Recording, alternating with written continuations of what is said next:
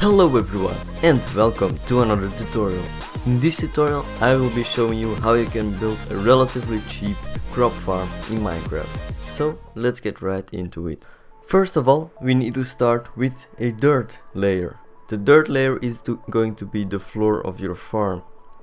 Because we will have water streams leading down to the farm which will take the crops into hoppers, we will need to have a little bit of space underneath the dirt, so make sure you have a little bit of space under it, under your dirt level floor, instead of just bedrock or something, because otherwise it will not work. So make sure you can dig down a little bit, then we will just get started on the floor itself. The floor itself has to be a 10 by 10 square.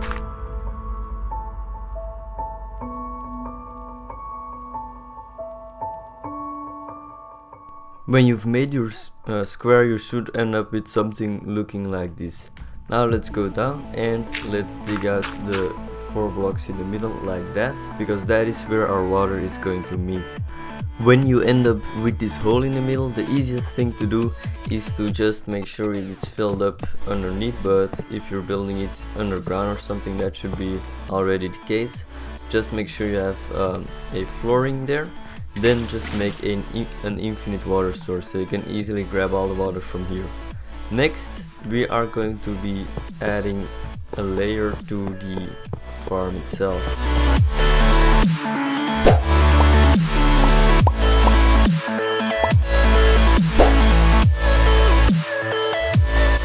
If you're building your farm underground, then of course you would be digging out the space, so you would be digging out 2 blocks away from your dirt floor which you already have. But if you're building in open air, then you have to do the same as I did here, and that is expand your flooring with some regular blocks instead of dirt, or you could use dirt as well, but it might not look as good.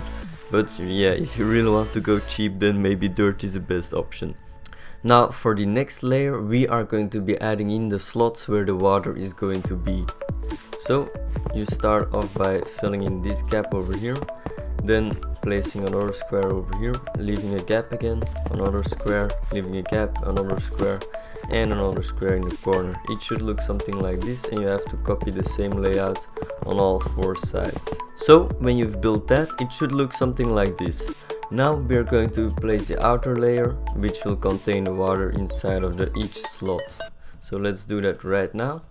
Let's go down and just make sure to fill in a block every space like this, so the water can't escape this way. When that is done, the farm should look something like this. Now we want to go down again and grab our bucket and fill it with water from our water source.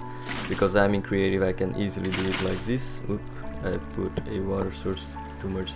So you always have to make sure you place your water source in the outer part of the slot. Easiest way to do it is just to jump across, then go to the middle, grab water, jump across again, so you don't get caught in the water all the times. Alright, when you're done placing your water sources in each slot, you should end up with something looking like this. You might already notice 4 dead zones in the water. That is actually a disadvantage to this farm, because we are working with only 16 water slots. That means that some of the areas won't get covered by a water stream, like you can see over there. But actually we're going to try to take advantage of that by using our lighting over there. So you can just place a glowstone block in every dead spot like this. If you don't have those materials like glowstone, you can also just use a jack-o'-lantern. Just make sure it's a light source, because this will also light up the entire farm and give it every crop the necessary light level. So that is pretty cool.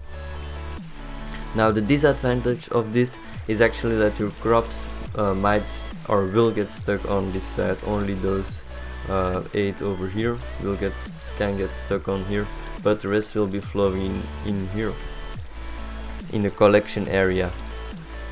But because you're going to replant your crops anyway when they have dropped in the collection area, it won't really matter if there are still some left over here, because you can just pick them up and plant them directly again. But yeah, it is definitely a disadvantage of the cheapness. The next step is to build a frame for the pistons to go into. So what you want to do is grab your building block again and just make sure you go behind it so the water doesn't catch you, and just go like this. Always place blocks like this so you have a square going across with only one wall thickness. Just repeat it, and it should look something like this when it's done. The easiest way to place your pistons facing downward is actually by shutting down the water streams first. So if you didn't build along with the tutorial, you might want to hold on to placing the water first, and first make sure you have the framework like this, and then start placing the water in. So once you have that, you have to dig down one block every time and place the piston like so. After you've placed in the pistons, your farm should look like this. Now we are going to continue with the next step, which is to add a redstone line next to the pistons. So what you want to do is grab your regular building block and go around the perimeter like this and add an extra square around it. So when you finish that square, it should look like this. Now you want to grab your building block and go to in one of the corners of the farm, like for example over here. Place a block and a lever on top of it. You could actually extend this line to somewhere you like, an easier place to just activate the farm. And then you just place your redstone like this and you go all the way around. But make sure you don't activate the lever yet, because otherwise the pistons will extend downward, and since we have those blocks holding the water in, they will not activate or push the blocks down. So we don't want that to happen, obviously. But now let's first, very important, make sure all the blocks are deleted again, because otherwise the pistons will not activate if there are blocks underneath, or it will break it. So just make sure every single block underneath each piston is mined out again. Just make sure to double check everything, and then go ahead and activate the lever. All the pistons should extend downward, and as you can see, all these extended, but then over here the signal loses strength. So over here is where we are going to add a repeater that is going to go all the way over here, and yeah, we need a little bit more because I tested it with the square in the middle and then you only needed one repeater, but yeah, sad that that doesn't work that way. So we will go over here as well. Let's see here, if we delete that, we actually have strength up until this point, so we will need this extra repeater over here. And then just make sure you delete these redstone lines, because otherwise it will create a loop. Now if you deactivate the switch, all the water should flow toward the middle, and if you activate it again, all the water will go away. So that is pretty cool already. We are nearly done. If you haven't made it farmland, it's maybe a good time to do so. But now we are going to focus on making the drop chute. Now that we have the redstone part of the farm done, it's time to work on the drop chute. So what you want to do right now is leave the water in, because it will actually hydrate the land around it. The water sources behind those pistons won't be enough to hydrate those last blocks on this edge over here. So just make sure to leave this in. Then just dig down, and 3 blocks below make sure to make a floor, and underneath that we will need some signs. So just grab a sign, place it over here on the walls. Doesn't really matter. If you want to make it symmetrical, you can do that, of course. But now the items will just drop down.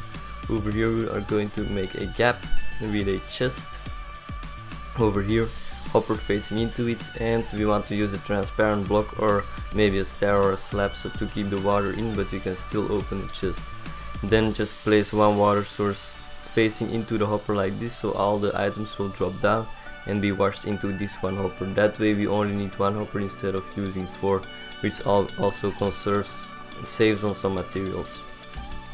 Now if you fly up again and test it out, if we throw for example a bucket in there, boom, it will be picked up by the chest down below. So let's go check if it actually worked, and yes, it did. So Now what you want to do is make sure everything is farmland, and then we can start testing out the farm.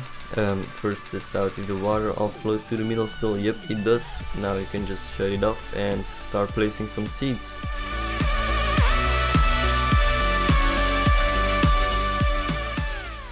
When everything is grown, it is time to harvest it. So let's try that out right now. Just go to the lever and flip it. All the items will be washed down toward the middle, except for those dead zones where I talked about earlier this tutorial. But yeah, if you didn't just know, that's because of the cheapness of this farm, because we didn't use water sources all the way, and you can easily pick it up later when you're replanting it anyway. So to shut it off, just pull the lever again, and then you can also pick up the items if you want to. Yeah, that's also a problem if you trample on the crop. So maybe you can make a staircase. Wait, let me get the F1 screen up like this, and then you can safely up down, because if you fall down one block, the crops never get trampled. So everything should get washed down into the hopper down below. Let's go and check it out. It should all be in the chest. Yeah, it's still filtering it out a little bit. If you check in the hopper, yeah, you can see the seeds still being filtered out. But then after that's done, you can just grab your newly acquired seeds. Oh, the farmland again, but yours was probably well, and then you just replant it all. I've got my tick rate set to a higher speed, that's why they're growing so quickly, if you're wondering. Oh yeah, by the way, you can't do it like this, of course. You need to use half slabs, otherwise your crops won't grow because there's no air above them. So make sure you do it this way. And that should actually be it. You can of course use any crop. You can use beetroot seeds, you can use carrots, potatoes or wheat, and you can also stack multiple farms on top of each other or on the sides, whatever you prefer. But it's just easy to use a lever. If you want to go more fancy, you can of course use a hopper timer or any kind of thing like that, but we're going for a cheap method, and that is this, by just using a lever without a timer or something, so you have to manually activate and deactivate it. But I hope you enjoyed this little farm. It will certainly help you on the way when you're just starting out. It produces a lot of items at once when you harvest it, and overall it looks pretty cool while still being relatively cheap. So I hope you guys enjoy. If you did, please make sure to leave a like on the video and subscribe to the channel if you like this sort of videos, tutorials. I am Redstone, and I will see you in the next one. Bye bye.